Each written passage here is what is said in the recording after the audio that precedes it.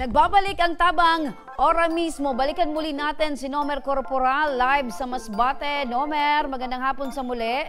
Yan, partner, magandang hapon rin sa muli sa inyo dyan sa studio, partner. Yan, Nomer, kumusta? Nagpapatuloy dyan ang pagbibigay ng tulong ng Ako Bicol Party List. Kung meron ka pang isang katabi ngayon na matutulungan ng Ako Bicol at ng ating programa, Nomer? Tama ka dyan, partner. Kasama ko ngayon dito si Nanay Lani Morano Andres, isang misis na ngayon ay nangungulila sa kanyang mister na pinawian ng buhay noong kasagsagan ng bagyong Opo. Kausapin natin si Nanay Lani. Nanay Lani, magandang hapon po. Nakikiramay po sa pagkawala po ng inyong kabiyak sa buhay, Nanay Lani.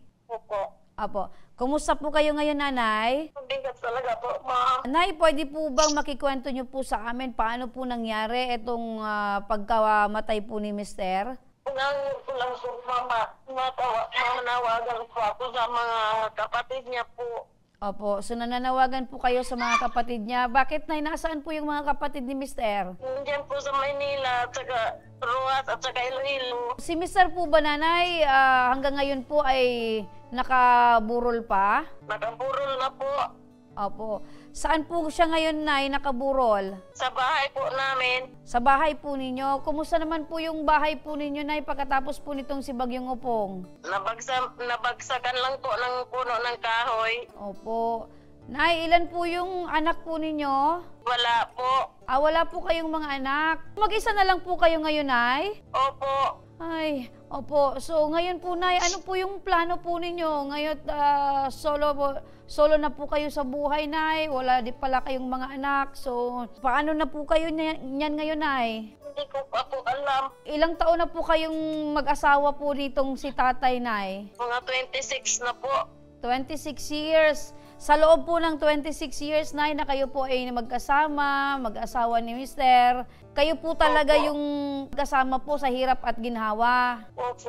Ano po yung plano nyo po ngayon, Nay? Doon lang po kayo sa bahay nyo mag-isa or ano po yung nasa isip nyo po, Nay? Doon lang po ako sa bahay po. Opo. Paano nyo po haharapin po yung buhay na ganito po, Nay, na kayo na lang po mag-isa? Manalangin lang po sa Diyos. Opo, tama po yun na yan, no? Dahil si Lord lang po ang nakakaalam kung ano po yung plano niya sa atin. Opo. Opo. Nay, pwede niyo po bang maikwento sa amin paano po na nangyari po itong aksidente kay Mister? Po. Opo, pwede niyo po bang makikwento sa amin bago pa man po nasawi itong si Mister? Ano po yung nangyari?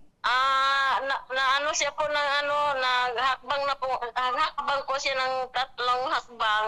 Nawala siya sa tabi ko.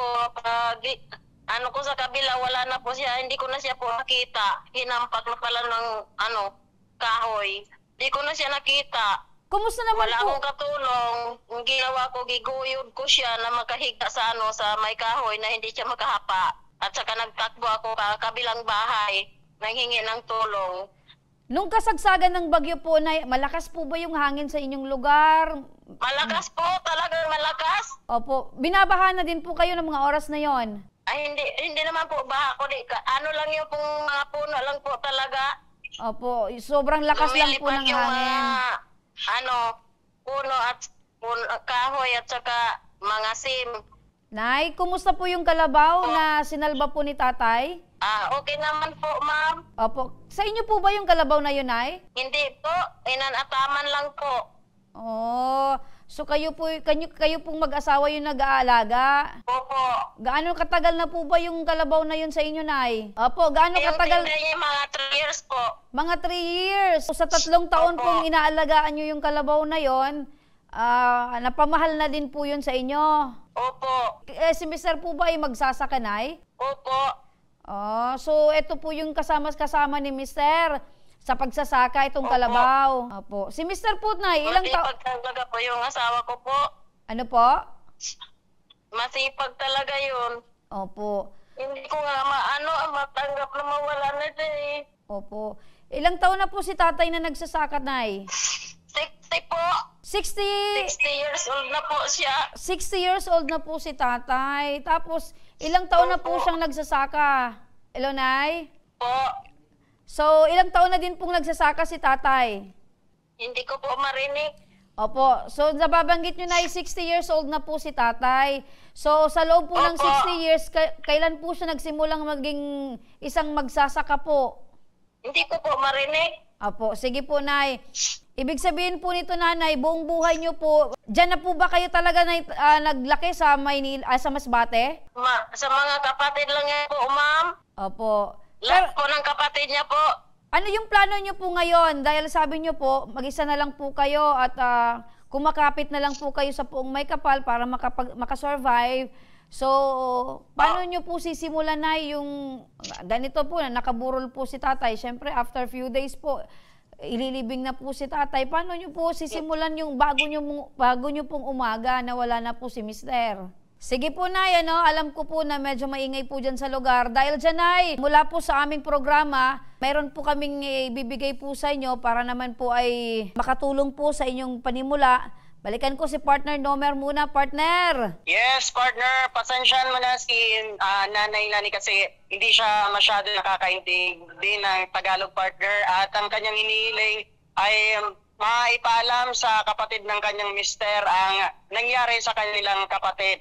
So, ibig sabihin, hindi pa alam ng mga kapatid nito ni mister yung nangyari sa kanya. Tama yan, partner. Okay. So, sige partner, ibalik mo kay nanay para makapagpanawagan si nanay sa mga kapatid ni mister na nasa ibang lugar para naman malaman nila itong nangyari sa kanilang kapatid. Nanay, kung meron kang panawagan or mensahe sa mga kapatid ng asawa mo, ano po yun? Kung mauli ka mo diri sa kung saan ka mo pauli nga may haming na ang imo utod kay mahirap, walang kuryente, hindi ka mo makontak. Panawagan ko sa inyo nga kung makita nyo pang iutod, magkwan ka mo kay hindi ko kakayahan ang kada gabi nga. Minsan kinabayaan ako, surupait lang ako. Opo.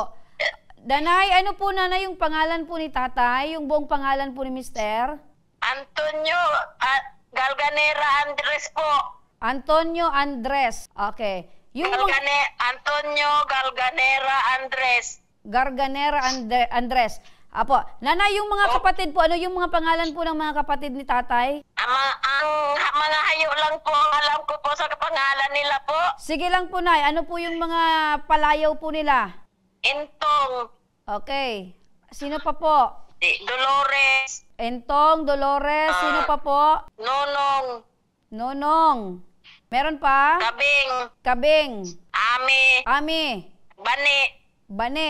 Okay. Yung isa hindi ko madumduman, yung isa. Opo. Nasaan Yung po? panganay nila hindi ko madumduman yung panganay. Opo, eto po ba nanay ng mga kapatid po ni mister ay nandito lang po sa Bicol or nasa iba pong lugar? Nasa Manila po, tapos yung sa Rojas at saka istansya po. Okay.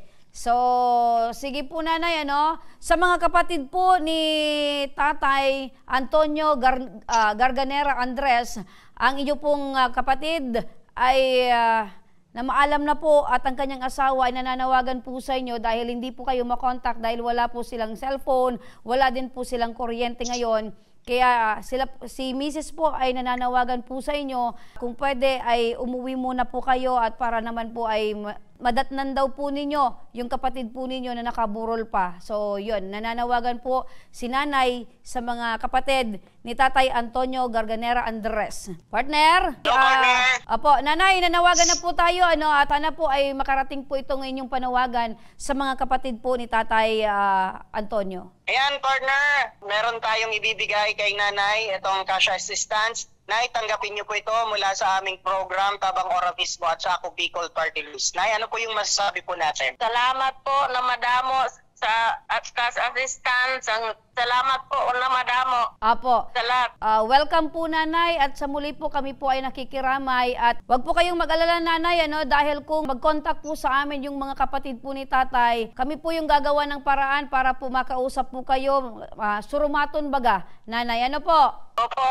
So tanggapin niyo po yan, Nay, na 5,000 cash assistance para po sa inyo, para naman po ay makapagsimula po kayo matapos po itong pananalasa po ni Bagyong Upong sa inyo po at pagkawala po ni Mister. Mula po yan, Nanay, sa Salamat programa po. namin, Tabang Ora mismo po. Salamat po. Maraming salamat din po sa iyo dyan, partner Nomer Corporal. Sa muli, mag-ingat po kayo dyan para naman ay makauwi kayo dito ng ligtas. Maraming salamat, partner. At yan muna, partner, ang ating mga kaganapan dito sa lalawigan ng Masbate kasama ng ako Bicol Party List para sa kanilang nagpapatuloy na relief operation sa mga bayan na labis na naapektuhan. At kagabi, partner, nakausap namin personal Masbate Governor Ricardo ko at personal na nagpasalamat sa ako Bicol Party List sa tulong na ibinigay sa kanyang mga kababayan na labis na naapektuhan itong Bagyong Upong, partner. So maraming salamat sa iyo, partner, at sa ating mga kababayan na naandyan. Huwag kayong mawala ng pag-asa dahil ito ay pagsubok lamang at ang Ako Bicol Party List ay laging naandyan para magbigay ng tulong sa ating mga kababayan. Bangon Masbate! At iyan mga ka-aksyon ang problemang ora mismong binigyang aksyon at tugon ngayong hapon.